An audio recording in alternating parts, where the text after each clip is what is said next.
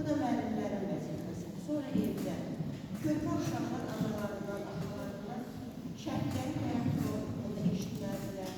Onların o müqəddəs Allahın haqqında eşitməlidirlər ki, onlarda da vətənə qarşı bir sevgi hissi oyansın.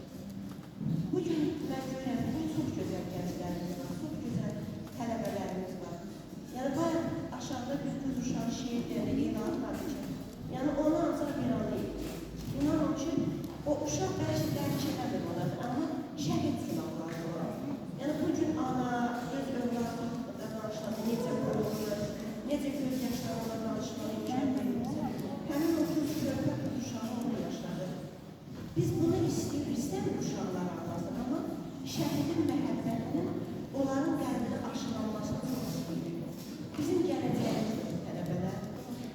Bu, onların həyat yolu bizim şəhidlərimizin öz qanı bahasını aldığı torpağın qəhrəmanlıq sərdalasının içindən keçirilsin. Yəni, hamısı iki, qəhrəman, qeyrətli olsunlar. Dinlərin dəyişməsinlər, örnəklərin dəyişməsinlər, imanların dəyişməsinlər. Ən əsası oldu ki, vətənə, torpağı olan sevgilərin heç vaxt itirməsinlər. Çünki bizim Azərbaycan torpağı 1905-ci ildən bu günə qədər onun üstündə qiymətli keçmiş deyilən yoxdur bəlkə də, altı qədər. Qızılı, gümüşü, nəyi, nefti, qazı, hər şey. Amma onlardan qat-qat ağır qiymətli neymətlər var. Bizim canlı şəhidlərimiz. O şəhidlərimizin ruhu hər daim şad olsun. Hamımıza duası olsun.